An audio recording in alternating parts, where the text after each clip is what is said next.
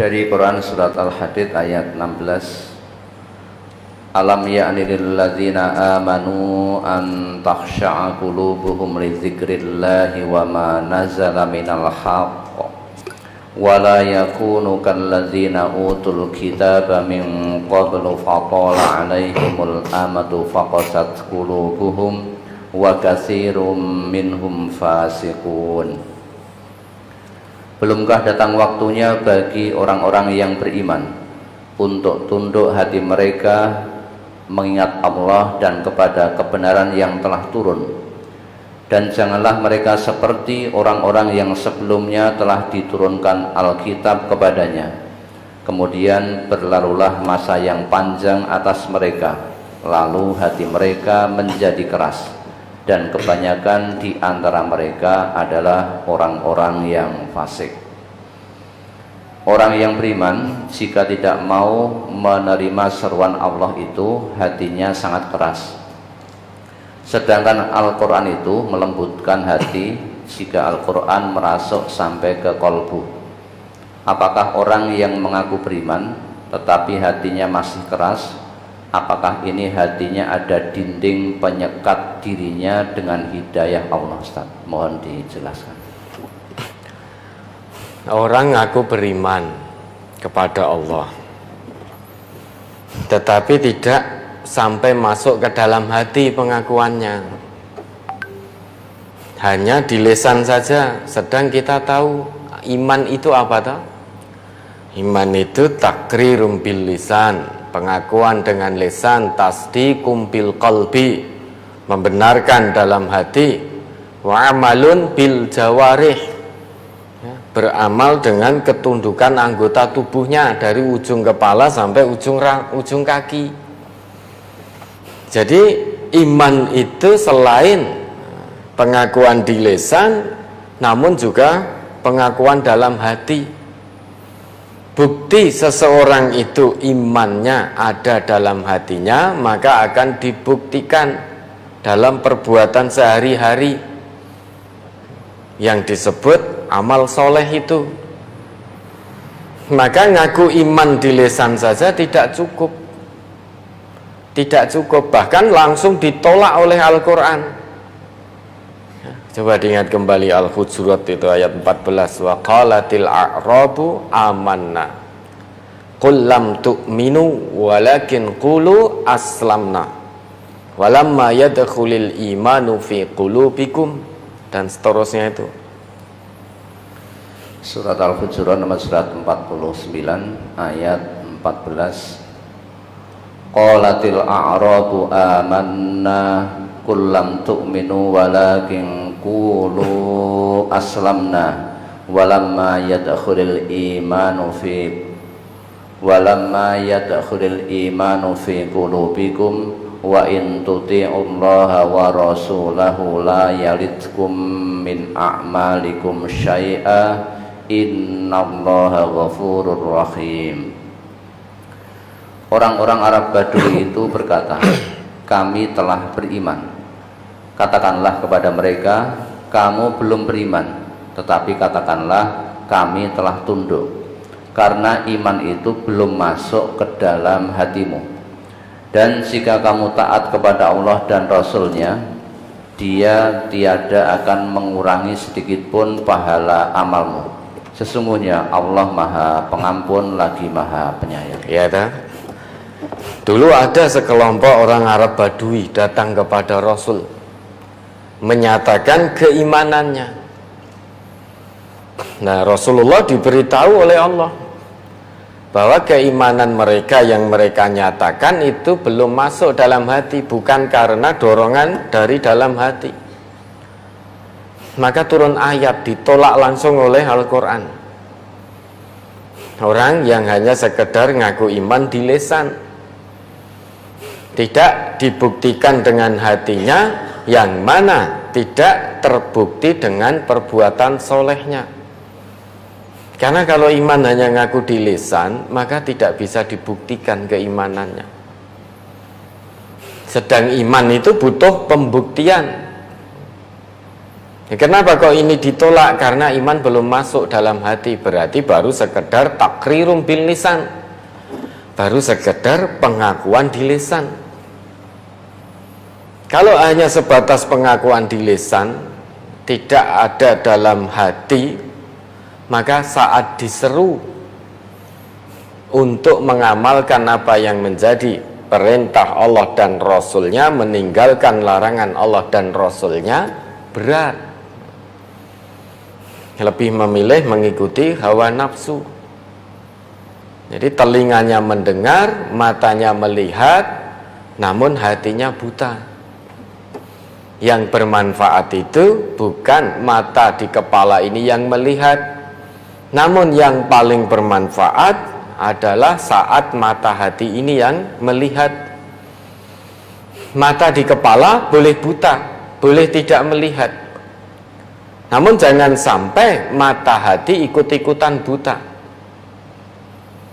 Kalau mata di kepala yang buta, mata hati masih melihat, maka dia bisa melihat dengan jelas mana yang hak, mana yang batil. Namun sebaliknya, mata hati buta, mata di kepala melihat dengan jelas, dia tidak akan bisa melihat mana hak, mana batil. Karena ukuran hak dan batil yang bisa melihat itu mata hatinya. Maka kata Allah, fa innaha la ta'mal absar walakin ta'mal qulubul lati fis sudur. Yang penting itu yang melihat bukan mata di kepala, namun mata hati itu yang lebih penting. Nah, orang yang ngaku beriman itu harus dibuktikan. Maka setiap kali kita melihat ayat-ayat Allah ini, setiap Allah menyebut kata iman, senantiasa disertai setelah itu diiringi dengan penyebutan amal soleh. Ya, salah satu contohnya coba Al-Baqarah 25. Setiap kita baca Al-Quran, di situ kalau Allah melihat kata iman beserta kata turunannya, entah iman, yu'minu, amanu, itu seringkali setelah itu Allah sebutkan amal solehnya. Kata amal soleh itu disebutkan oleh Allah. Ini salah satu contohnya. Surat Al-Baqarah ayat 25. Wa basyiril ladzina amanu wa amilus solihati anna lahum jannatin tajri min tahtihal anhar kullama ruziqu minha min samaratir rizqan qalu hadzal ladzi ruziqna min qablu wa utu bihi mutasyabiha walahum fiha azwajum mutahharatun wa hum fiha khalidun. Dan sampaikanlah berita gembira kepada mereka yang beriman dan berbuat baik, bahwa bagi mereka disediakan surga-surga yang mengalir sungai-sungai di dalamnya. Setiap mereka diberi rezeki buah-buahan dalam surga-surga itu, mereka mengatakan, inilah yang pernah diberikan kepada kami dahulu. Mereka diberi buah-buahan yang serupa, dan untuk mereka di dalamnya ada istri-istri yang suci, dan mereka kekal di dalamnya. Ya, sebelum Allah menjelaskan kenikmatan surgawi dengan aneka macam kenikmatan yang abadi, Allah sebutkan syaratnya dulu. Siapa itu orang-orang yang berhak mendapatkan kenikmatan surgawi kelak? Allah sebutkan kriteria. Sebagaimana kita melamar pekerjaan itu, nah, sebelum mendapatkan gaji, tempat kita bekerja itu mesti memasang kriteria.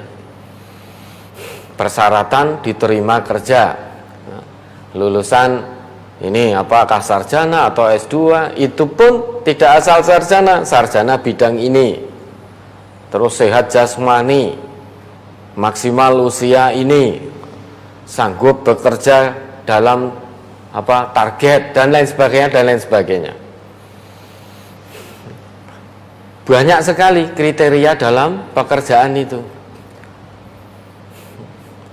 Namun demikian, banyak manusia, banyak orang yang berusaha sekuat tenaga untuk memenuhi kriteria yang diberikan oleh perusahaan tersebut. Tujuannya apa?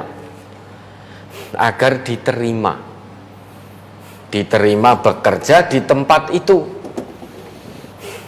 Tujuannya untuk mendapatkan materi dunia, iming-iming dunia. Nanti gajinya sekian. Belum lagi kalau ingin naik gaji nanti harus begini. Semuanya ditempuh.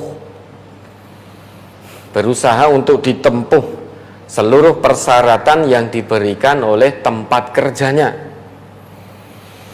Kalau sudah diterima, biar naik pangkat, naik jabatan, naik gaji, tempat pekerjaan memberikan persyaratan. Lah kita berusaha memenuhi persyaratan itu agar mendapatkan kenaikan gaji, kenaikan pangkat dan seterusnya. Nah, demikian pula ini gambarannya. Allah sebelum menjelaskan siapa orang yang berhak, layak dan diizinkan oleh Allah mendapatkan kenikmatan surgawi, Allah sebutkan kriterianya. Kriterianya hanya 2. Kalau di tempat kerja kita banyak kriterianya. Sebanyak itu pula, sekuat tenaga pula kita berusaha memenuhi. Nah, kriteria yang disebutkan oleh Allah adalah iman dan amal soleh. Wa basyiril ladzina amanu iman. Kemudian wa amilus sholihat, amal soleh. Di antara kata iman dan amal soleh, di tengah-tengahnya ada huruf wawu di situ. Fungsi wawu di situ lil ilsaq, melekat. Jadi ngaku iman saja tanpa amal soleh, ya tidak berhak, tidak memenuhi persyaratan dari Allah untuk mendapatkan kenikmatan surgawi. Amal soleh saja tanpa iman kepada Allah, laksana fata morgana, tidak disebut amal soleh, hanya amal baik biasa. Kata Allah, a'maluhum kasarab, laksana fata morgana. Orang yang berbuat baik, yang harusnya mendapat pahala dari sisi Allah, disebut sebagai amal soleh. Namun kalau itu dilakukan tanpa keimanan kepada Allah, ya dia tidak akan mendapatkan apa-apa dari Allah. Seperti fata morgana itu. Fata morgana itu orang kalau kehausan melihat dari jauh seperti ada air. Begitu didekati ternyata airnya tidak ada. Nah, orang yang berbuat baik tanpa iman pada Allah, dia berharap nanti di sana mendapatkan pahala dari Allah. Begitu dia bertemu Allah ternyata kosong. Pahala yang diidam-idamkan, didamba-dambakan dari berbuat baiknya tadi, ternyata tidak ada. Bagaimana mungkin Allah akan memberikan pahala kebaikan? Lawang orangnya saja tidak beriman kepada Allah, tidak mengakui Allah. Maka itu laksana 2 sisi mata uang, iman dan amal soleh, tidak bisa pisah-pisah. Iman saja, ngaku iman di lisan, tanpa amal soleh, maka ditolak oleh Quran. Qul lam tu'minu, janganlah kamu ngaku sebagai orang yang beriman. Walakin qulu aslamna, tapi ngaku wasik bahwa saya telah masuk Islam. Karena saat masuk Islam, setelah itu butuh pembuktian keislaman kita berupa amal soleh. Untuk bisa membuktikan keimanan, membuktikan keislaman kita dengan amal soleh itu, maka iman harus masuk ke dalam hati. Walamma yadkhulul iman fi qulubikum, jangan ngaku sebagai orang yang beriman, Kalau imanmu belum kamu buktikan dengan amal soleh, berarti imanmu belum masuk ke dalam hati. Ya, contoh, Quran menyeru kita untuk berkata baik. Nabi mengajak kita, memerintahkan kita berkata jujur. Namun ternyata masih banyak orang yang ngaku iman, namun lesannya bohong, lesannya dusta, lesannya tidak jujur, lesannya masih suka memfitnah orang lain. Contoh lagi, Quran menyuruh kita untuk tawadhu, jangan sombong. Begitu pula Nabi kita sebagai suri toladan. Namun kita lihat diri kita ini, ya.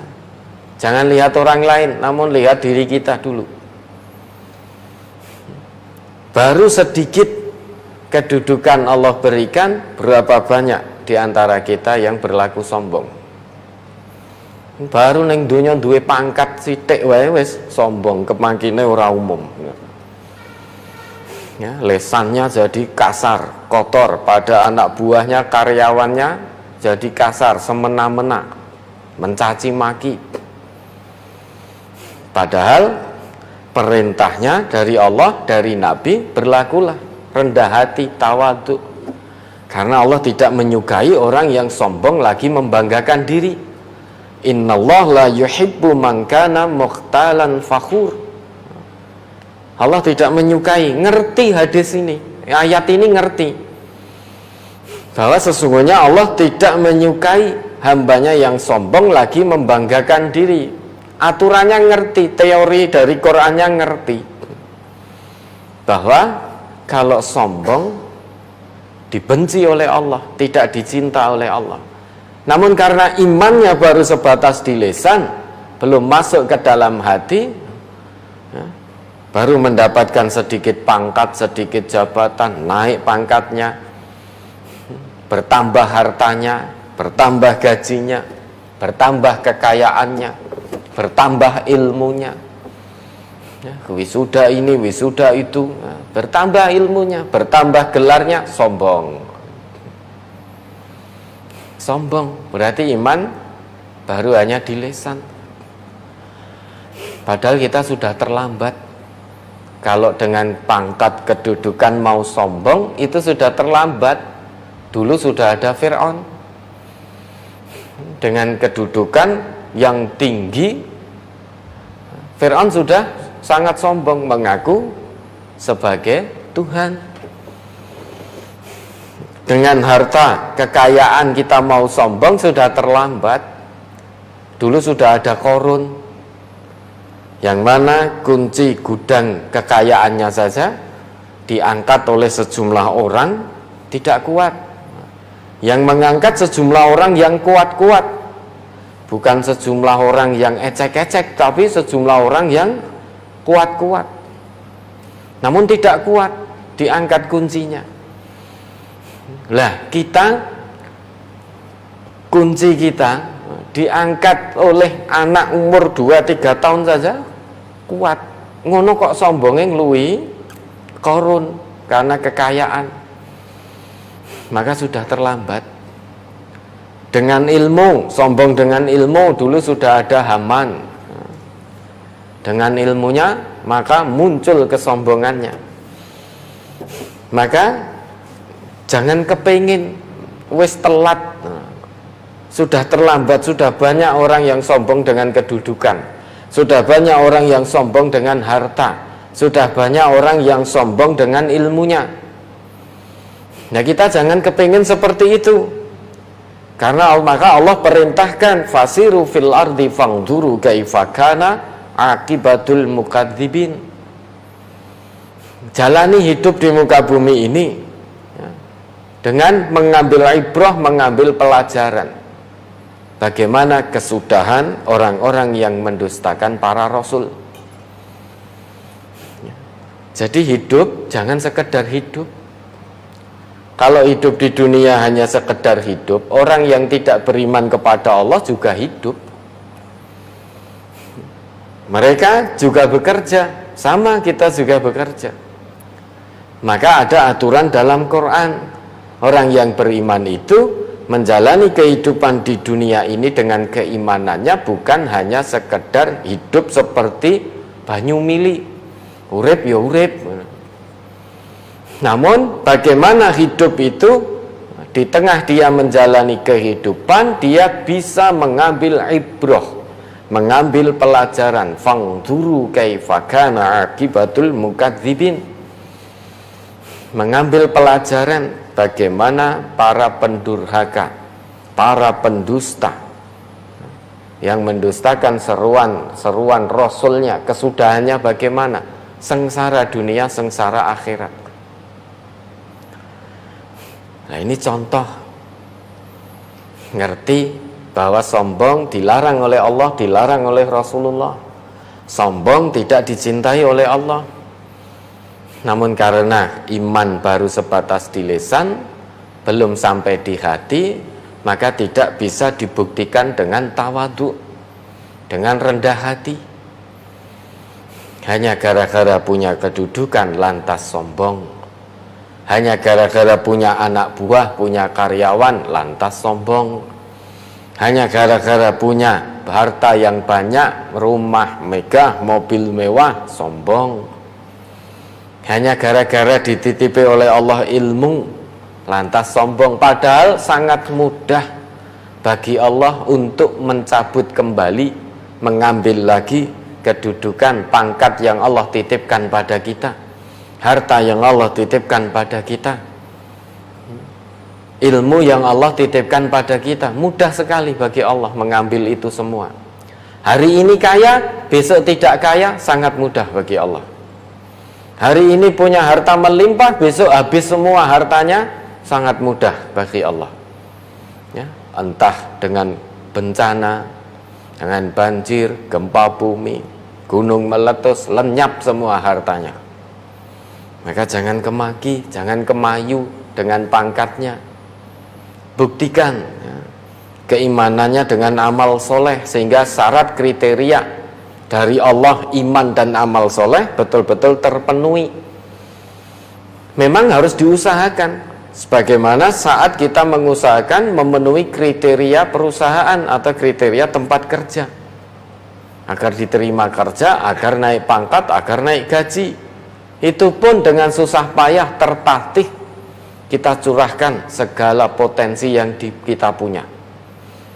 Tujuannya biar bisa memenuhi kriteria persyaratan yang diberikan oleh perusahaan. Masa persyaratan yang Allah berikan hanya 2, kenikmatannya luar biasa, abadi. Mala ainun ra'at wala udhunun sami'at wala khatara ala qalbi bashar. Masa kita tidak kepingin? Sedangkan kenikmatan dunia saja, gaji dan tetek bengeknya saja, itu kita kepingin, padahal itu akan habis, akan musnah. Ma'indakum yanfadu wa ma'indallahi baq. Apa yang ada pada sisimu, artinya semua yang ada di dunia ini akan sirna, akan musnah. Itu pun kita kepingin banget mendapatkan sesuatu yang pasti sirna. Tetapi sesuatu yang pasti tidak sirna, pasti abadi, kekal, kenikmatan surgawi, ternyata banyak orang yang tidak kepingin. Maka iman tidak hanya di lisan. Iman tanamkan kuat-kuat dalam hati, sehingga bisa dibuktikan, bisa membuktikan keimanannya dengan amal soleh. Karena dalam ayat itu Al-Baqarah 25 tadi, di tengah-tengah atau di antara kata iman dan amal soleh, di situ ada huruf wawu, fungsinya lil ilsok, melekat. Melekat berarti harus terus berjalan beriringan. Tidak bisa iman tok, ngaku iman tok tanpa amal soleh, berarti tidak memenuhi kriteria yang Allah berikan. Amal soleh tok tanpa iman berarti tidak memenuhi persyaratan untuk mendapatkan kenikmatan surgawi tersebut. Maka iman dan amal soleh. Nah, kalau ternyata lesan yang ngaku iman sekian lama, hatinya belum bisa menerima keimanan yang dia akukan, ikrarkan dengan lesannya, jangan-jangan hatinya ini ada sekat. Jangan-jangan hatinya ada penyakitnya, sehingga tidak bisa menerima hidayah keimanan. Hanya berhenti di otak saja, hanya berhenti di lesan saja pengakuannya, namun tidak sampai turun ke hati. Jangan-jangan ada sekatnya, banyak penyakitnya. Kan tadi di awal disebutkan, dibacakan tadi ya, hati ini laksana kaca. Kaca itu kalau banyak debunya, niscaya sulit tertembus cahaya. Begitu pula hati ini kalau banyak penyakitnya, banyak melakukan perbuatan dosa, maka tidak bisa ditembus oleh cahaya keimanan. Maka ada sekatnya. Lah, untuk menghilangkan sekat itu maka tadabburi Quran dengan benar, dengan baik, kemudian diamalkan. Kalau tidak demikian, maka bisa jadi hati kita akan tertutup rapat. Afala yatadabbarunal Quran am ala qulubin aqfaluha. Jadi ada orang yang mentadaburi Al-Quran, kok ternyata hidayah Al-Quran tidak bisa tembus ke dalam hatinya. Jangan-jangan hatinya ada sekat. Quran minta tawaduk malah sombong, Quran minta jujur malah bohong, Quran minta mencari rezeki dengan cara halal malah dengan cara haram, korupsi, maling, ngerampok, judi, dan lain sebagainya. Padahal ngakunya ya sebagai orang Islam, ngakunya ya sebagai orang yang beriman. Namun perbuatannya, baik ucapan maupun perbuatannya, senantiasa jauh, bahkan menyelisihi, membelakangi apa yang menjadi petunjuk dalam Al-Quran dan juga tuntunan Rasulullah. Maka imannya nggak manfaat, tidak bermanfaat. Ya, ada lagi.